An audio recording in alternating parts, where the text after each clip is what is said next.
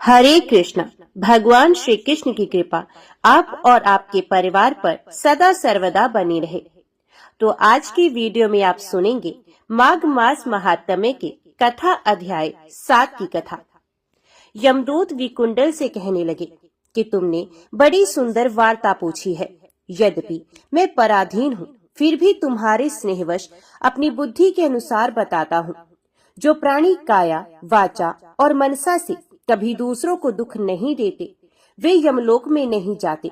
हिंसा करने वाले वेद, यज्ञ, तप और दान से भी उत्तम गति को नहीं पाते। अहिंसा सबसे बड़ा धर्म, तप और दान ऋषियों ने बताया है। जो मनुष्य जल या पृथ्वी पर रहने वाले जीवों को अपने भोजन के लिए मारते हैं, वे काल सूत्र नामक नरक में पड़ते हैं और वहां पर अपना मांस खाते हैं और रक्त पीप पान करते हैं तथा पीप की कीच में उनको कीड़े काटते हैं। हिंसक, जन्मांध, काने कुबड़े, लूले, लंगड़े, दरिद्र और अंगहीन होते हैं। इस कारण इस लोक तथा परलोक में सुख की इच्छा करने वालों को काया, वाचा तथा मन में दूसरों का द्रोह नहीं करना चाहिए। जो हिंसा नहीं करते, उनको किसी प्रकार का भय नहीं होता। जिस तरह सीधी और टेढ़ी दोनों प्रकार की बहने वाली नदियां समुद्र में मिल जाती हैं, वैसे ही सब धर्म अहिंसा में प्रवेश कर जाते हैं। ब्रह्मचारी, गृहस्थ, वानप्रस्थी तथा यति सभी अपने अपने धर्म का पालन करने और जितेंद्रिय रहने से ब्रह्मलोक को प्राप्त करते हैं। जो जलाशय आदि बनाते हैं और सदैव 5 यज्ञ करते हैं, वे यमपुरी में नहीं जाते। जो इंद्रियों के वशीभूत नहीं है, वेदवादी और नित्य ही अग्नि अर्थात हवन आदि का पूजन करते हैं, वे स्वर्ग को जाते हैं। युद्ध भूमि में जो शूरवीर मर जाते हैं, वे सूर्य लोक को प्राप्त होते हैं। जो अनाथ स्त्री शरण में आए हुए तथा ब्राह्मण की रक्षा के लिए प्राण देते हैं, वे कभी स्वर्ग से नहीं लौटते। जो मनुष्य लूले, लंगड़े, वृद्ध, अनाथ तथा गरीबों का पालन करते हैं, वे भी स्वर्ग में जाते हैं। जो मनुष्य गौ के लिए पानी का आश्रय करते हैं तथा कुआं, तालाब और बावड़ी बनवाते हैं, वे सदैव स्वर्ग में निवास करते हैं। जैसे जैसे जीव इनमें पानी पीते हैं, वैसे ही उनका धर्म बढ़ता है। जल से ही मनुष्य के प्राण है, इसलिए जो प्याऊ आदि लगाते हैं, वे अक्षय स्वर्ग को प्राप्त होते हैं। बड़े बड़े यज्ञ भी वे फल नहीं देते, जो अधिक छाया वाले वृक्ष मार्ग में लगाने से देते हैं। जो मनुष्य वृक्ष रोपण करता है, जो सदैव दानी और यज्ञ करने वाला होता है, जो अच्छे फल और अच्छी छाया वाले मार्ग के वृक्षों को काटता है, वे नरकगामी होता है। तुलसी का पौधा लगाने वाला सब पापों से छूट जाता है। जिस घर में तुलसी वन है, वे घर तीर्थ के समान है और उस घर में कभी यमदूत नहीं जाते। तुलसी की सुगंध से पितरों का चित्त आनंदित हो जाता है और वे विमान में बैठकर विष्णु लोक को जाते हैं। नर्मदा नदी का दर्शन, गंगा का स्नान और तुलसी दल का स्पर्श, ये सब बराबर बराबर फल देने वाले हैं। हर एक द्वादशी को ब्रह्मा भी तुलसी का पूजन करते हैं। रत्न, सोना, फूल तथा मोती की माला के दान का इतना पुण्य नहीं जितना तुलसी की माला के दान का है।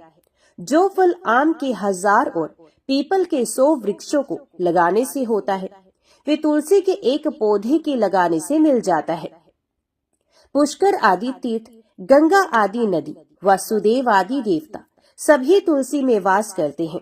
जो एक बार, 2 या 3 बार रेवा नदी से उत्पन्न शिव मूर्ति की पूजा करता है अथवा स्फटिक रतन के पत्थर से आप निकले हुए तीर्थ में, पर्वत या वन में रखी हुई शिव की मूर्ति की पूजा करता है और सदैव ओम नमः शिवाय मंत्र का जाप करता है, यमलोक की कथा भी नहीं सुनता।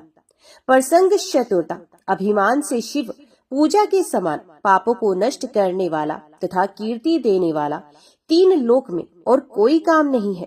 जो शिवालय स्थापित करते हैं, वे शिवलोक में जाते हैं। ब्रह्मा, विष्णु तथा शिव का मंदिर बनाकर मनुष्य वैकुंठ वासी होता है। जो भगवान की पूजा के लिए फूलों का बाग लगाते हैं, वे धन्य हैं। जो माता पिता, देवता और अतिथियों का सदैव पूजन करते हैं, वे ब्रह्मलोक को प्राप्त होते हैं। ओम नमो भगवते वासुदेवाय नमः। पुलस्त्य जी ने भीष्म जी से कहा, राजन, अब मैं तुमसे पुष्कर तीर्थ के आश्रमों का वर्णन करता हूँ। एकाग्रचित होकर सुनो। महर्षि अगस्त्य ने इस तीर्थ में अपना आश्रम बनाया है, जो देवताओं के आश्रम की समानता करता है। पूर्व काल में यहाँ सप्तऋषियों का भी आश्रम था। ब्रह्म ऋषियों और मनुओं ने भी यहाँ आश्रम बनाया था।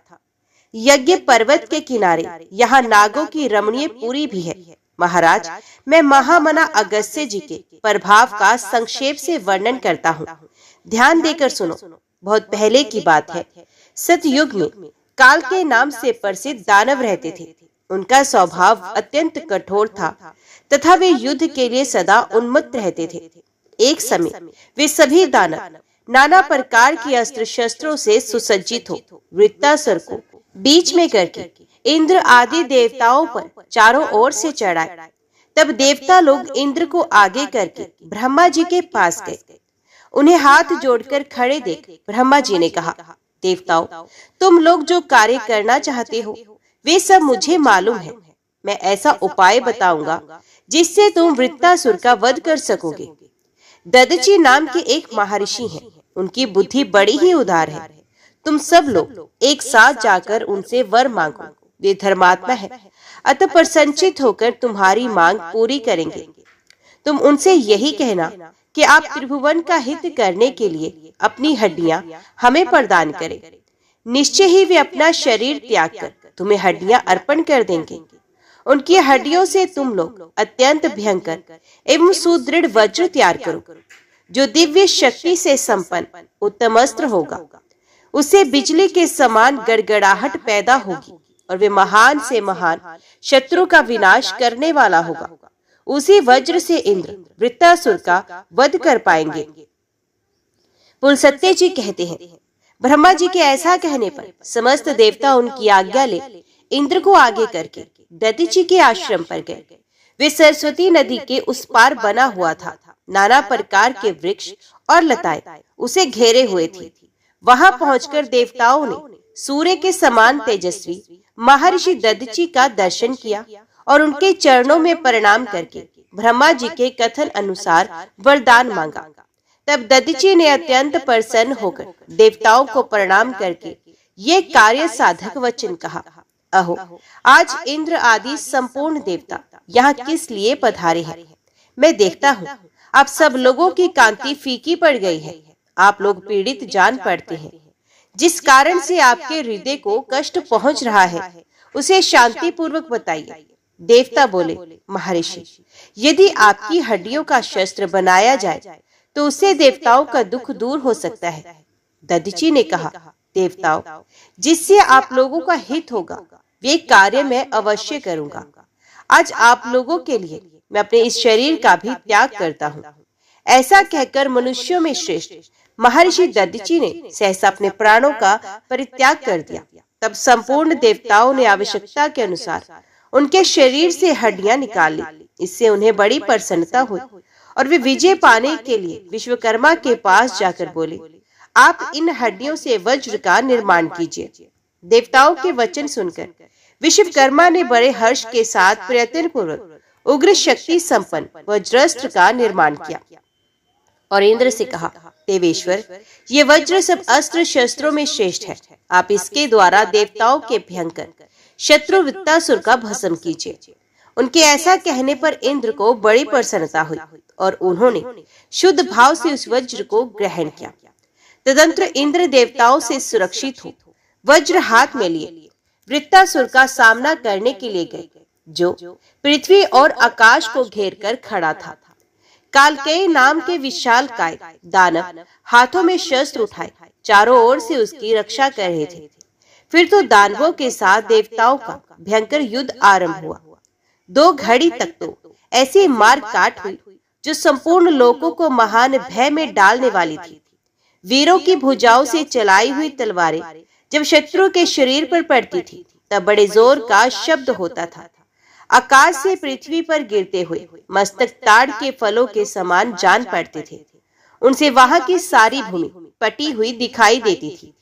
उस समय सोने के कवच पहने हुए कालकेय दानव दावानल से जलते हुए वृक्षों के समान प्रतीत होते थे। वे हाथों में परिघ लेकर देवताओं पर टूट पड़े। उन्होंने एक साथ मिलकर बड़े वेग से धावा किया था। यद्यपि देवता भी एक साथ संगठित होकर ही युद्ध कर रहे थे, तो भी वे उन दानवों के वेग को ना सह सके। उनके पैर उखड़ गए। वे भयभीत होकर भाग खड़े हुए। देवताओं को डरकर भागते और वृत्तासुर को प्रबल होते देख 1000 आंखों वाले इंद्र को बड़ी घबराहट हुई। इंद्र की ऐसी अवस्था देख सनातन भगवान श्री विष्णु ने उनके भीतर अपने तेज का संचार करके उनको बल को बढ़ाया। इंद्र को श्री विष्णु के तेज से परिपूर्ण देख देवताओं तथा निर्मल अंतकरण वाले ब्रह्मऋषियों ने भी उनमें अपने अपने तेज का संचार किया। इस प्रकार भगवान श्री विष्णु देवता तथा महाभाग महर्षियों के तेज से वृद्धि को प्राप्त होकर इंद्र अत्यंत बलवान हो गए। देवराज इंद्र को सबल जान वृत्तासुर ने बड़े जोर से सिंहनाद किया। उसकी विकट गर्जना से पृथ्वी, दिशाएं, अंतरिक्ष, भूलोक और आकाश में सभी कांप उठे।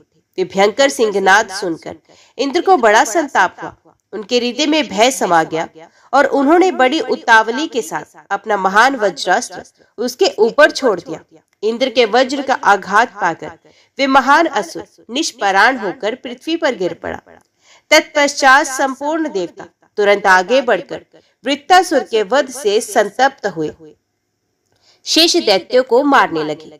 देवताओं के मार पड़ने पर वे महान असुर भय से पीड़ित हो वायु के समान वेग से भागकर अगाध समुद्र में जा छिपे। वहां एकत्रित होकर सबके सब तीनों लोगों का नाश करने के लिए आपस में सलाह मशवरा करने लगे।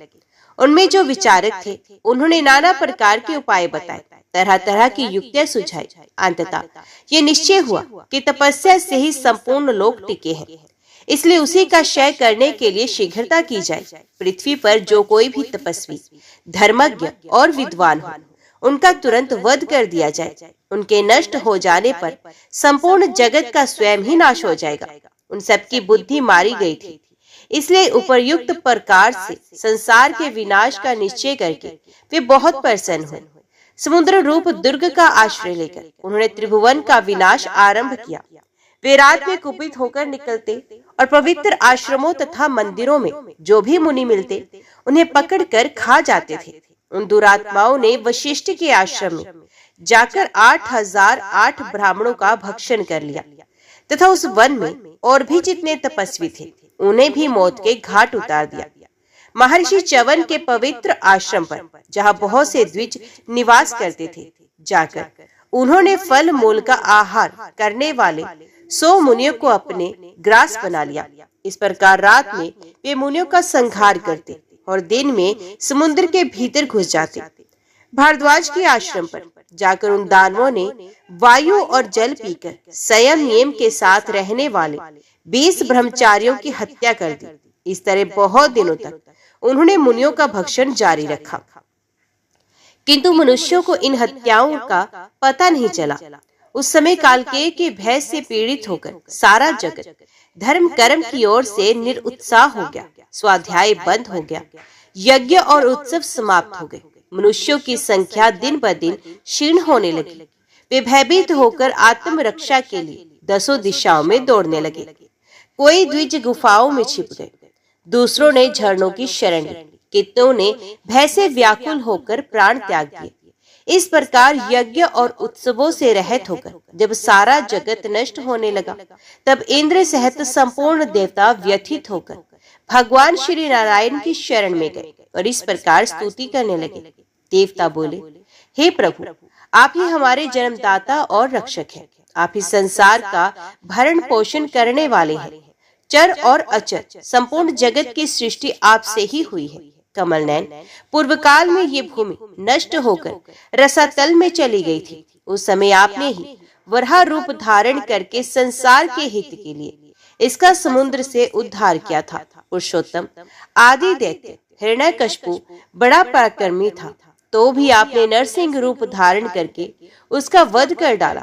इस प्रकार आपके बहुत से ऐसे अलौकिक क्रम हैं जिनकी गणना नहीं हो सकती। मधुसूदन, हम लोग भयभीत हो रहे हैं, अब आप ही हमारी गति हैं। इसलिए देवेश्वर, हम आपसे लोक की रक्षा के लिए प्रार्थना करते हैं। संपूर्ण लोगों की, देवताओं की तथा इंद्र की महान भय से रक्षा कीजिए। आपकी ही कृपा से 4 भागों में बटी हुई संपूर्ण प्रजा जीवन धारण करती है। आपकी ही दया से मनुष्य स्वस्थ होंगे और देवताओं की हव्य कव्यों से तृप्ति होगी। इस प्रकार देव मनुष्यादि संपूर्ण लोग एक दूसरे के आश्रित हैं। आपके ही अनुग्रह से इन सबका उद्वेग शांत हो सकता है तथा आपके द्वारा ही इनकी पूर्णता रक्षा होनी संभव है। भगवान, संसार के ऊपर बड़ा भारी भय आ पहुंचा है। पता नहीं कौन रात्रि में जा जाकर ब्राह्मणों का वध कर डालता है। ब्राह्मणों का क्षय हो जाने पर समूची पृथ्वी का नाश हो जाएगा। अत महाबाहु जगतपते, आप ऐसी कृपा करें जिससे आपके द्वारा सुरक्षित होकर इन लोगों का विनाश ना हो। भगवान श्री विष्णु बोले, देवताओं, मुझे प्रजा के विनाश का सारा कारण मालूम है। मैं तुम्हें भी बताता हूँ, निश्चिंत होकर सुनो। कालकेय नाम से विख्यात जो दानवों का समुदाय है, वे बड़ा ही निष्ठुर है। उन दानवों ने ही परस्पर मिलकर संपूर्ण जगत को कष्ट पहुंचाना आरंभ किया है। वे इंद्र के द्वारा वृत्तासुर को मारा गया देख अपनी जान बचाने के लिए समुद्र में घुस गए थे। नाना प्रकार के ग्राहों से भरे हुए भयंकर समुद्र में रहकर वे जगत का विनाश करने के लिए रात में मुनियों को खा जाते हैं। जब तक वे समुद्र के भीतर छिपे रहेंगे तब तक उनका नाश होना असंभव है। इसलिए अब तुम लोग समुद्र को सुखाने का कोई उपाय सोचो। भगवान श्री विष्णु के ये वचन सुनकर देवता ब्रह्मा जी के पास आकर वहां से महर्षि अगस्त्य के आश्रम पर गए। वहां पहुंचकर उन्होंने मित्रा वरुण के पुत्र परम तेजस्वी महात्मा अगस्त्य ऋषि को देखा। अनेक महर्षि उनकी सेवा में लगे थे। उनमें परमात्मा का लेश भी नहीं था। वे तपस्या की राशि जान पड़ते थे। ऋषि लोग उनके अलौकिक क्रमों की चर्चा करते हुए उनकी स्तुति कर रहे थे। देवता बोले, महर्षि, पूर्व काल में जब राजा नहुष के द्वारा लोगों को कष्ट पहुंच रहा था, उस समय आपने संसार के हित के लिए उन्हें इंद्र पद से भ्रष्ट किया और इस प्रकार लोक का कांटा दूर करके आप जगत के आश्रयदाता हुए। जिस समय पर्वतों में श्रेष्ठ विंध्याचल सूर्य के ऊपर क्रोध करके बढ़कर बहुत ऊंचा हो गया था, उस समय आपने ही उसे नतमस्तक किया। तब से आज तक आपकी आज्ञा का पालन करता हुआ वे पर्वत बढ़ता नहीं। जब सारा जगत अंधकार से आच्छादित था और प्रजा मृत्यु से पीड़ित होने लगी, उस समय आपको ही अपना रक्षक समझकर प्रजा आपकी शरण में आई और उसे आपके द्वारा परम आनंद एवं शांति की प्राप्ति हुई। जब जब हम लोगों पर भय का आक्रमण हुआ, तब तब सदा ही आपने हमें शरण दी है। इसलिए आज भी हम आपसे एक वर की याचना करते हैं। आप वरदाता हैं, अतः हमारी इच्छा पूर्ण कीजिए। भीष्म ने पूछा, महामुने, क्या कारण था जिससे विंध्य पर्वत सहसा क्रोध से मूर्छित होकर बढ़कर बहुत ऊंचा हो गया था? पुलस्त्य जी ने कहा, सूर्य प्रतिदिन उदय और अस्त के समय स्वर्ण में महापर्वत गिरिराज मेरु की परिक्रमा किया करते हैं।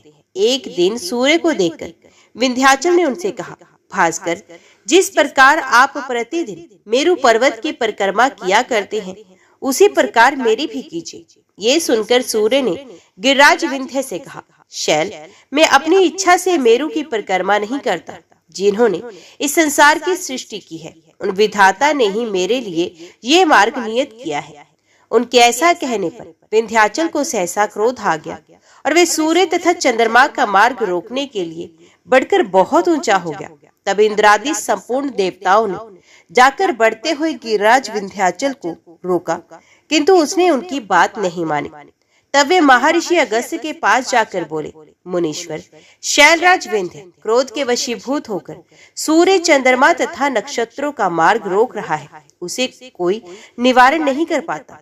देवताओं की बात सुनकर ब्रह्मऋषि अगस्त्य जी विंध्य के पास गए और आदर पूर्वक बोले, पर्वतश्रेष्ठ, मैं दक्षिण दिशा में जाने के लिए तुमसे मार्ग चाहता हूँ। जब तक मैं लौट कर ना आऊं, तब तक तुम नीचे रहकर ही मेरी प्रतीक्षा करो। मुनि की बात मानकर विंध्याचल ने वैसा ही किया। महर्षि अगस्त्य दक्षिण दिशा से आज तक नहीं लौटे। इसी से विंध्य पर्वत अब तक नहीं बढ़ा। भीष्म, तुम्हारे प्रश्न के अनुसार ये प्रसंग मैंने सुना दिया। अब देवताओं ने जिस प्रकार कालकेय दैत्यों का वध किया, वे वृत्तांत सुनो।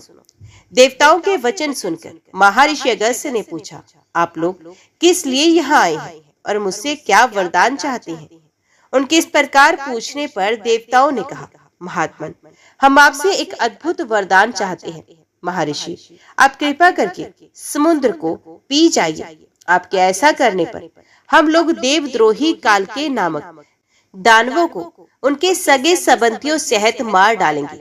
महर्षि ने कहा, बहुत अच्छा देवराज, मैं आप लोगों की इच्छा पूर्ण करूंगा। ऐसा कहकर वे देवताओं और तप सिद्ध मुनियों के साथ जल निधि समुद्र के पास गए। उनके अद्भुत कर्म को देखने की इच्छा से बहुत तेरे मनुष्य, नाग, गंधर्व, यक्ष और किन्नर भी उन महात्मा के पीछे पीछे गए। महर्षि सहसा समुद्र के तट पर जा पहुंचे। समुद्र भीषण गर्जना कर रहा था। वे अपनी उताल तरंगों से नृत्य करता हुआ सा जान पड़ता था। महर्षि अगस्त्य के साथ संपूर्ण देवता, गंधर्व, नाग और महाभाग मुनि जब महासागर के किनारे पहुंच गए, तब महर्षि ने समुद्र को पी जाने की इच्छा से उन सबको लक्ष्य करके कहा, देवगण, संपूर्ण लोगों का हित करने के लिए इस समय मैं इस महासागर को पी लेता हूँ। अब आप लोगों को जो कुछ करना हो शीघ्र ही कीजिए। यो कहकर वे सबके सब देखते देखते समुद्र को पी गए। ये देखकर इंद्र आदि देवताओं को बड़ा विस्मय हुआ तथा वे महर्षि की स्तुति करते हुए कहने लगे, भगवान, आप हमारे रक्षक और लोगों को नया जन्म देने वाले हैं। आपकी कृपा से देवताओं से संपूर्ण जगत का कभी उच्छेद नहीं हो सकता। इस प्रकार संपूर्ण देवता उनका सम्मान कर रहे थे। प्रधान गंधर्व हर्षनाद करते थे और महर्षि के ऊपर दिव्य पुष्पों की वर्षा हो रही थी। उन्होंने समूचे महासागर को जल शून्य कर दिया। जब समुद्र में एक बूंद भी पानी ना रहा, तब संपूर्ण देवता हर्ष में भरकर हाथों में दिव्य आयुध लिए दानवों पर प्रहार करने लगे। महाबली देवताओं का वेग असुरों के लिए असहनीय हो गया। उनकी मार खाकर वे भीमकाय दानव को 2 घड़ी तक घमासान युद्ध करते रहे, किंतु वे पवित्र आत्मा मुनियों की तपस्या से दग्ध हो चुके थे। इसलिए पूर्ण शक्ति लगाकर यत्न करते रहने पर भी देवताओं के हाथ से मारे गए। जो मरने से बच गए, वे पृथ्वी फाड़कर पाताल में घुस गए। दानवों को मारा गया देख देवताओं ने नाना प्रकार के वचनों द्वारा मुनिश्रेष्ठ अगस्त्य का स्तवन किया तथा इस प्रकार कहा, महाभाग, आपकी कृपा से संसार के लोगों को बड़ा सुख मिला। कालकेय दानव बड़े ही क्रूर और पराक्रमी थे। वे सब आपकी शक्ति से मारे गए। लोक रक्षक महर्षि, अब इस समुद्र को भर दीजिए। आपने जो जल पी लिया है वे सब इसमें वापस छोड़ दीजिए। उनके ऐसा कहने पर मुनि श्रेष्ठ अगस्त्य जी बोले, वे जल तो मैंने पचा लिया। अब समुद्र को भरने के लिए आप लोग कोई दूसरा उपाय सोचे। महर्षि की बात सुनकर देवताओं को विस्मय भी हुआ और विषाद भी। वह इकट्ठे हुए सब लोग एक दूसरे की अनुमति ले मुनिवर अगस्त्य जी को प्रणाम करके जैसे आए थे वैसे ही लौट गए। देवता लोग समुद्र को भरने के विषय में परस्पर विचार करते हुए ब्रह्मा जी के पास गए। वहां पहुंचकर उन्होंने हाथ जोड़ ब्रह्मा जी को प्रणाम किया और समुद्र को पुनः भरने का उपाय सोचा। तब लोक पितामह ब्रह्मा ने उनसे कहा, देवताओं, तुम सब लोग इच्छा अनुसार अपने अपने अभीष्ट स्थान को लौट जाओ। जब बहुत दिनों के बाद समुद्र अपनी पूर्व अवस्था को प्राप्त होगा, महाराज भगीरथ अपने कुटुंबी जनों को तारने के लिए गंगा जी को लाएंगे और उन्हीं के जल से पुनः समुद्र को भर देंगे। ऐसा कहकर ब्रह्मा जी ने देवताओं और ऋषियों को भेज दिया। राजा, अब मैं तुम्हारे लिए सप्तऋषियों के आश्रम का वर्णन करूंगा।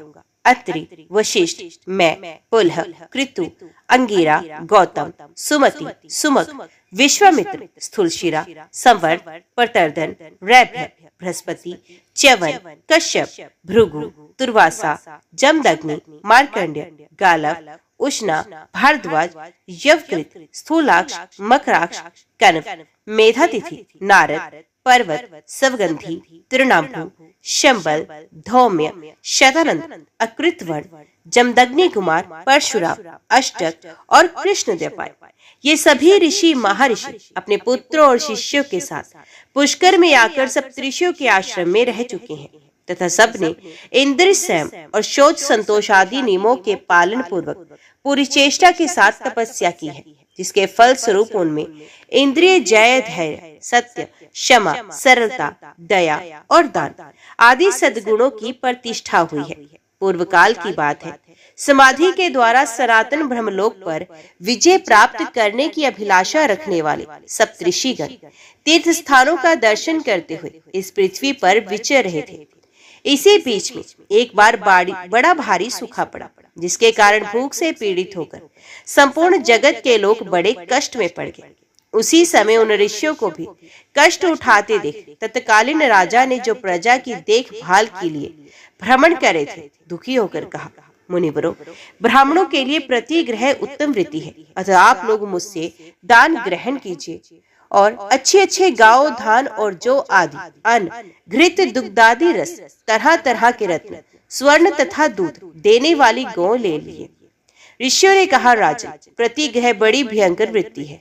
वे स्वाद में मधु के समान मधुर, किंतु परिणाम में विष के समान घातक है। इस बात को स्वयं जानते हुए भी तुम क्यों हमें लोभ में डाल रहे हो? 10 कसाईयों के समान एक चक्र, 10 चक्रियों के समान एक शराब बेचने वाला, 10 शराब बेचने वालों के समान एक वैश्या और 10 वैश्याओं के समान एक राजा होता है, जो प्रतिदिन 10,000 हत्याग्रहों का संचालन करता है।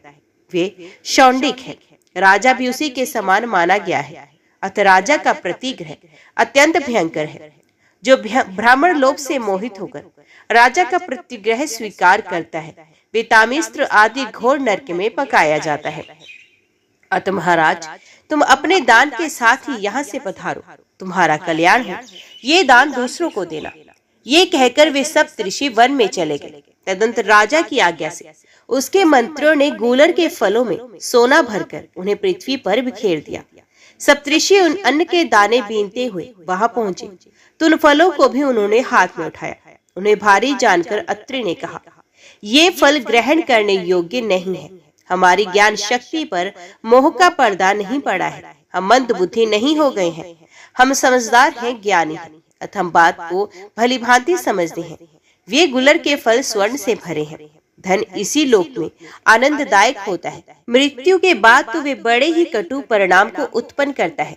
अतः जो सुख एवं अनंत पद की इच्छा रखता हो, उसे तो इसे कदापि नहीं लेना चाहिए। वशिष्ठ जी ने कहा, इस लोक में धन संचय की अपेक्षा तपस्या का संचय ही श्रेष्ठ है। जो सब प्रकार के लौकिक संग्रहों का परित्याग कर देता है, उसके सारे उपद्रव शांत हो जाते हैं। संग्रह करने वाला कोई भी मनुष्य ऐसा नहीं है जो सुखी रह सके। ब्राह्मण जैसे जैसे प्रतिग्रह का त्याग करता है, वैसे ही वैसे संतोष के कारण उसके ब्रह्म तेज की वृद्धि होती है। एक और अकिंचनता और दूसरी ओर राज्य को तराजू पर रखकर तोला गया तो राज्य की अपेक्षा अकिंचनता का ही पलड़ा भारी रहा। इसलिए जीतात्मा पुरुष के लिए कुछ भी संग्रह न करना ही श्रेष्ठ है। कश्यप जी बोले, धन संपत्ति मोह में डालने वाली होती है, मोह नरक में गिराता है। इसलिए कल्याण चाहने वाले पुरुष को अनर्थ के साधन अर्थ का दूर से ही परित्याग कर देना चाहिए। जिसको धर्म के लिए धन संग्रह की इच्छा होती है, उसके लिए इस इच्छा का त्याग ही श्रेष्ठ है, क्योंकि कीचड़ को लगाकर धोने की अपेक्षा उसका स्पर्श न करना ही उत्तम है। धन के द्वारा जिस धर्म का साधन किया जाता है, वे क्षयशील माना गया है। दूसरे के लिए जो धन का परित्याग है, वही अक्षय धर्म है, वही मोक्ष की प्राप्ति कराने वाला है। भरद्वाज ने कहा, जब मनुष्य का शरीर जीर्ण होता है, तब उसके दांत और बाल भी पक जाते हैं, किंतु धन और जीवन की आशा बूढ़े होने पर भी जीर्ण नहीं होती, वे सदा नई ही बनी रहती है। जैसे दर्जी सुई से वस्त्र में सूत का प्रवेश करा देता है, उसी प्रकार तृष्णा रूपी सुई से संसार रूपी सूत्र का विस्तार होता है। तृष्णा का कहीं और शोर नहीं है, उसका पेट भरना कठिन होता है। वे सैकड़ों दोषों को ढोए फिरती है, उसके द्वारा बहुत से अधर्म होते हैं। अतः तृष्णा का परित्याग ही उचित है। गौतम बोले, इंद्रियों के लोभग्रस्त होने से सभी मनुष्य संकट में पड़ते हैं। जिसके चित्त में संतोष है, उसके लिए सर्वत्र धन संपत्ति भरी है। जिसके पैर जूते में हैं, उसके लिए सारी पृथ्वी मानो चमड़े से मड़ी है। संतोष रूपी अमृत से तृप्त एवं शांत चित्त वाले पुरुषों को जो सुख प्राप्त है, वे धन के लोभ से इधर उधर दौड़ने वाले लोगों को कहां से प्राप्त हो सकता है। असंतोष ही सबसे बढ़कर दुख है और संतोष ही सबसे बढ़कर सुख है। अतः सुख चाहने वाले पुरुष को सदा संतुष्ट रहना चाहिए। विश्वामित्र ने कहा, किसी कामना की पूर्ति चाहने वाले मनुष्य की यदि एक कामना पूर्ण होती है तो दूसरी नई उत्पन्न होकर उसे पुनः बाण के समान बींधने लगती है। भोगों की इच्छा उपभोग के द्वारा कभी शांत नहीं होती, प्रत्युत घी डालने से प्रज्वलित होने वाली अग्नि की भांति वह अधिकाधिक बढ़ती ही जाती है। भोगों की अभिलाषा रखने वाला पुरुष मोहवश कभी सुख नहीं पाता। जमदग्नि बोले, जो प्रतिग्रह लेने की शक्ति रखते हुए भी उसे नहीं ग्रहण करता, वेदानी पुरुषों को मिलने वाले सनातन लोगों को प्राप्त होता है। जो ब्राह्मण राजा से धन लेता है वे ब्रह्मर्षियों द्वारा शोक करने के योग्य है। उस मूर्ख को नरक यातना का भय नहीं दिखाई देता। प्रतिग्रह लेने में समर्थ होकर भी उसमें परवर्त नहीं होना चाहिए, क्योंकि प्रतिग्रह से ब्राह्मणों का तेज नष्ट होता है। अरुंधति ने कहा, तृष्णा का आदि अंत नहीं, वे सदा शरीर के भीतर व्याप्त है। दुष्ट बुद्धि वाले पुरुषों के लिए जिसका त्याग करना कठिन है, जो शरीर के जीर्ण होने पर भी जीर्ण नहीं होती तथा जो प्राणांतकारी रोग के समान है, उस तृष्णा का त्याग करने वाले को ही सुख मिलता है। पशु सुख बोले, धर्मपरायण विद्वान पुरुष जैसा आचरण करते हैं, आत्म कल्याण की इच्छा रखने वाले विद्वान पुरुष को वैसा ही आचरण करना चाहिए। ऐसा कहकर दृढ़ता पूर्वक नियमों का पालन करने वाले वे सभी महर्षि उन स्वर्ण युक्त फलों को छोड़कर अन्यंतर चले गए।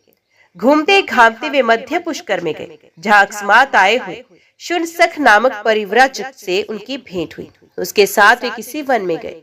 वहां उन्हें एक बहुत बड़ा सरोवर दिखाई दिया, जिसका जल कमलों से आच्छादित था।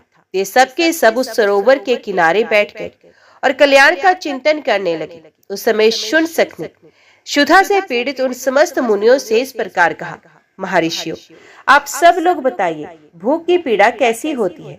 ऋषियों ने कहा, शक्ति, खड्ग, गदा, चक्र, तोमर और बाणों से पीड़ित किए जाने पर मनुष्य को जो वेदना होती है, वे भी भूख की पीड़ा के सामने मात हो जाती है। दमा, खांसी, क्षय, ज्वर और मिर्गी आदि रोगों से कष्ट पाते हुए मनुष्य को भी भूख की पीड़ा उन सबकी अपेक्षा अधिक जान पड़ती है। जिस प्रकार सूर्य की किरणों से पृथ्वी का सारा जल खींच लिया जाता है, उसी प्रकार पेट की आग से शरीर की समस्त नाड़ियां सूख जाती हैं। क्षुधा से पीड़ित मनुष्य को आंखों से कुछ सूझ नहीं पड़ता, उसका सारा अंग जलता और सूखता जाता है। भूख की आग प्रज्वलित होने पर मनुष्य गूंगा, बहरा, जड़, पंगु, भयंकर तथा मर्यादाहीन हो जाता है। लोग क्षुधा से पीड़ित होने पर माता पिता, स्त्री, पुत्र, कन्या, भाई तथा स्वजनों का भी त्याग करते हैं। भूख से व्याकुल मनुष्य न पितरों की भली भांति पूजा कर सकता है, न देवताओं की, न गुरुजनों का सत्कार कर सकता है, न ऋषियों तथा अभ्यक्तों का। इस प्रकार अन्न न मिलने पर देहधारी प्राणियों में ये सभी दोष आ जाते हैं। इसलिए संसार में अन्न से बढ़कर ना तो कोई पदार्थ है और ना होगा। अन्न ही संसार का मूल है। सब कुछ अन्न के ही आधार पर टिका है।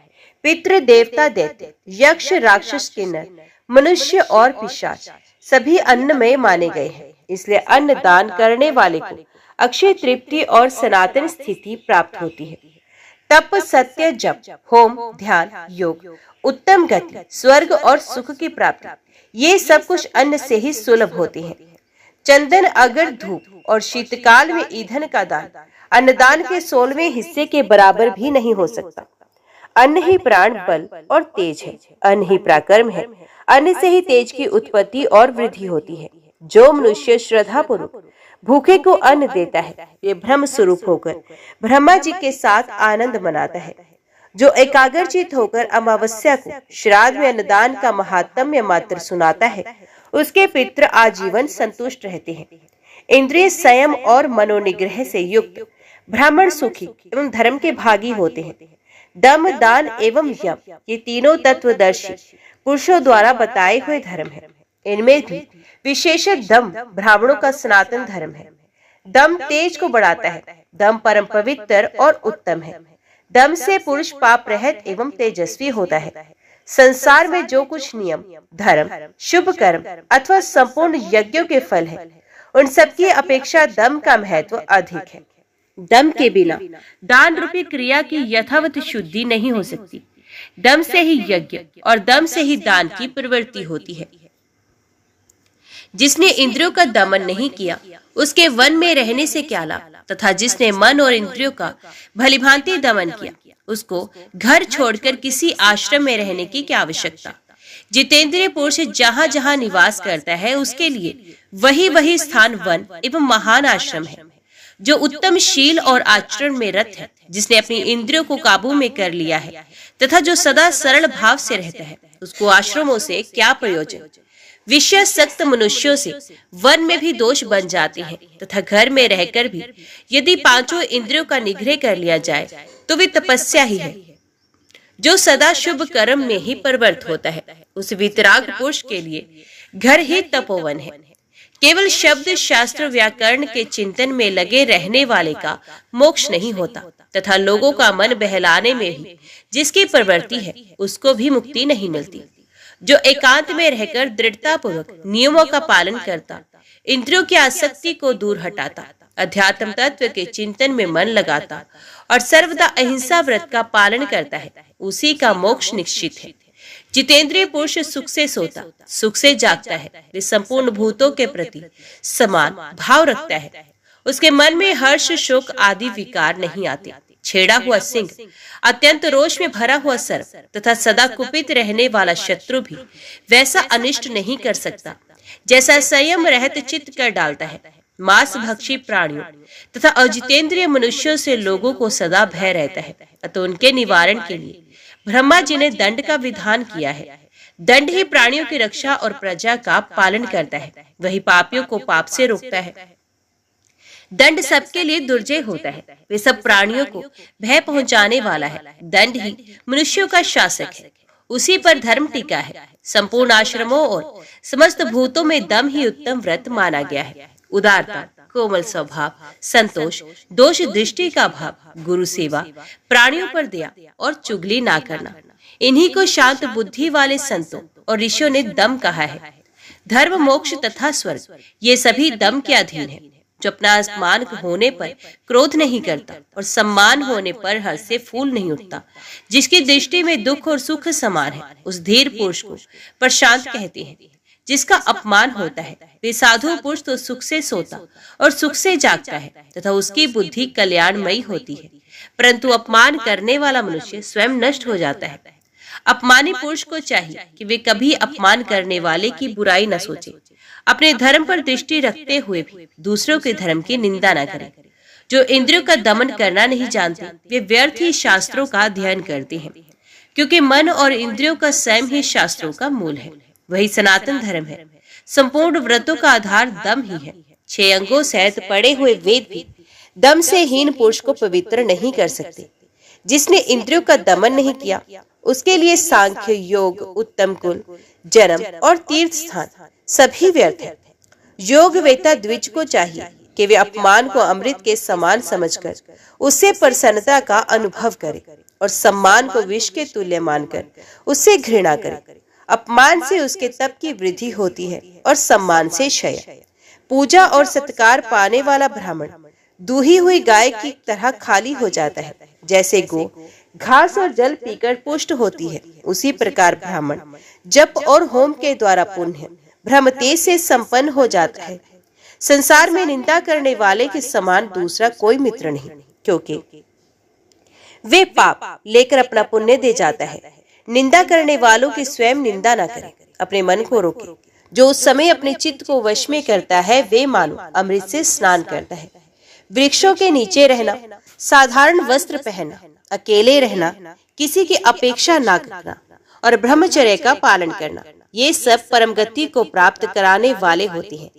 जिसने काम और क्रोध को जीत लिया, वे जंगल में जाकर क्या करेगा। अभ्यास से शास्त्र की, शील से कुल की, सत्य से क्रोध का तथा मित्र के द्वारा प्राणों की रक्षा की जाती है। जो पुरुष उत्पन्न हुए क्रोध को अपने मन से रोक लेता है, वे उस क्षमा के द्वारा सबको जीत लेता है। जो क्रोध और भय को जीतकर शांत रहता है, पृथ्वी पर उसके समान वीर और कौन है। ये ब्रह्मा जी का बताया हुआ गूढ़ उपदेश है। हम प्यारे, हमने धर्म का हृदय सार तत्व तुम्हें बताया है। यज्ञ करने वालों के लोग दूसरे हैं, तपस्वियों के लोग दूसरे हैं, तथा इंद्रिय संयम और मनोनिग्रह करने वालों लोगों के लोग दूसरे ही हैं। वे सभी परम सम्मानित हैं। क्षमा करने वाले पर एक ही दोष लागू होता है, दूसरा नहीं। वे ये है कि क्षमाशील पुरुषों को लोग शक्तिहीन मान बैठते हैं, किंतु इसे दोष नहीं मानना चाहिए, क्योंकि बुद्धिमानों का बल क्षमा ही है। जो शांति अथवा क्षमा को नहीं जानता, वे इष्ट, यज्ञ आदि पूर्त, तालाब और खुदवाना दोनों के फलों से वंचित हो जाता है। क्रोधी मनुष्य जो जप, होम और पूजन करता है, वे सब फूटे हुए घड़े से जल की भांति नष्ट हो जाता है। जो पुरुष प्रातः काल उठकर प्रतिदिन इस पुण्यमय धर्माध्याय का पाठ करता है, वे धर्म की नौका पर आरूढ़ होकर सारी कठिनाइयों को पार कर जाता है। जो द्विज सदा ही इस पुण्यप्रद धम्म अध्याय को दूसरे को सुनाता है, ये ब्रह्मलोक को प्राप्त होता है तथा वहां से कभी नहीं गिरता। धर्म का सार सुनो और सुनकर उसे धारण करो। जो बात अपने को प्रतिकूल जान पड़े, उसे दूसरों के लिए भी काम में ना लाए। जो पराई स्त्री को माता के समान, पराये धन को मिट्टी के ढेले के समान और संपूर्ण भूतों को अपने आत्मा के समान जानता है, वही ज्ञानी है। जिसकी रसोई बलिवैश्व देव के लिए और जीवन परोपकार के लिए है, वही विद्वान है। जैसे धातु में स्वर्ण उत्तम है, वैसे ही परोपकार सबसे श्रेष्ठ धर्म है, वही सर्वस्व है। संपूर्ण प्राणियों के हित का ध्यान रखने वाला पुरुष अमृत तप को प्राप्त करता है। इस प्रकार ऋषियों ने शुनशक के सामने धर्म के सार तत्व का प्रतिपादन करके उसके साथ वहां से दूसरे वन में प्रवेश किया। वहां भी उन्हें एक बहुत विस्तृत जलाशय दिखाई दिया, जो पद्म और उत्पलों से आच्छादित था। उस सरोवर में उतरकर उन्होंने मृणाल उखाड़े और उन्हें ढेर के ढेर किनारे पर रखकर जल से संपन्न होने वाली पुण्य क्रिया, संध्या तर्पण आदि करने लगे। तत्पश्चात जब वे जल से बाहर निकले तो उन मृणालों को ना देखकर परस्पर इस प्रकार कहने लगे, हम सब लोग क्षुधा से कष्ट पा रहे हैं। ऐसी दशा में किस पापी और क्रूर ने मृणालों को चुरा लिया है। जब इस तरह कुछ पता न लगा, तब सबसे पहले कश्यप जी बोले, जिसने मृणाल की चोरी की हो, उसे सर्वत्र सब कुछ चुराने का, थाती रखी हुई वस्तु पर जी ललचाने का और झूठी गवाही देने का पाप लगे। वे दंभ पूर्वक धर्म का आचरण और राजा का सेवन करने, मद्य और मांस का सेवन करने, सदा झूठ बोलने, सूद से जीविका चलाने और रुपया लेकर लड़की बेचने का पाप का भागी हो। वशिष्ठ जी ने कहा, जिसने उन मृणालों को चुराया है, उसे ऋतुकाल के बिना ही मैथुन करने, दिन में सोने, एक दूसरे के यहाँ जाकर अतिथि बनने, जिस गांव में एक ही कुआं हो वहां निवास करने, ब्राह्मण होकर शूद्र जाति की स्त्री से संबंध रखने का पाप लगे। और ऐसे लोगों को जिन लोगों में जाना पड़ता है, वहीं वे भी जाए। भारद्वाज जी बोले, जिसने मृणाल चुराए हैं, वे सबके प्रति क्रूर, धन के अभिमानी, सबसे डाह रखने वाले, चुगलखोर और रस बेचने वाले की गति प्राप्त करे। गौतम ने कहा, जिसने मृणालों की चोरी की हो, वे सदा शूद्र का अन्न खाने वाले, पर स्त्रीगामी और घर में दूसरों को ना देकर अकेले मिष्टान भोजन करने वाले के समान पाप का भागी हो। विश्वामित्र बोले, जो मृणाल चुरा ले गया है, वे सदा काम परायण, दिन में मैथुन करने वाला, नित्य पातकी, पराई निंदा करने वाला और परिस्त्रीगामी की गति प्राप्त करे। जमदग्नि ने कहा, जिसने मृणालों की चोरी की हो, वे दुर्बुद्धि मनुष्य अपने माता पिता का अपमान करने के, अपनी कन्या के दिए हुए धन से अपनी जीविका चलाने के, सदा दूसरे की रसोई में भोजन करने के, पर स्त्री के संपर्क रखने के और गौओं की बिक्री करने के पाप का भागी हो। प्राशर जी बोले, जिसने मृणाल चुराए हो, वे दूसरों का दास एवं जन्म जन्म का क्रोधी हो तथा सब प्रकार के धर्म कर्मों से हीन हो। शुक सक ने कहा, जिसने मृणालों की चोरी की हो, वे न्याय पूर्वक वेदा अध्ययन करे, अतिथियों में प्रीति रखने वाला गृहस्थ हो, सदा सत्य बोले, विधिवत अग्निहोत्र करे, प्रतिदिन यज्ञ करे और अंत में ब्रह्मलोक को जाए। ऋषियों ने कहा, शुनशक, तुमने जो शपथ की, वे तो द्विजाति मात्र को अभिष्ट ही है, अतः तुम्ही ने हम सबके मृणालों की चोरी की है। शुनशक बोले, ब्राह्मणों, मैंने ही आप लोगों के मुंह से धर्म सुनने की इच्छा से ये मृणाल छिपा लिए थे। मुझे आप इंद्र समझे। मुनिवरों, आपने लोभ के परित्याग से अक्षय लोकों पर विजय पाई है, अतः इस विमान पर बैठिए। अब हम लोग स्वर्ग को चलेंगे। तब महर्षियों ने इंद्र को पहचान कर उनसे इस प्रकार कहा, देवराज, जो मनुष्य यहाँ आकर मध्यम पुष्कर में स्नान करे और 3 रात तक यहाँ उपवास पूर्वक निवास करे, उसे अक्षय फल की प्राप्ति होती है। वनवासी महर्षियों के लिए जो 12 वर्षों की यज्ञ दीक्षा बताई गई है, उसका पूरा फल उस मनुष्य को मिल जाता है। उसकी कभी दुर्गति नहीं होती। वे सदा अपने कुल वालों के साथ आनंद का अनुभव करता है तथा ब्रह्मलोक में जाकर ब्रह्मा जी के 1 दिन तक कल्प भर वहां निवास करता है। ओम नमो भगवते वासुदेवाय नमः।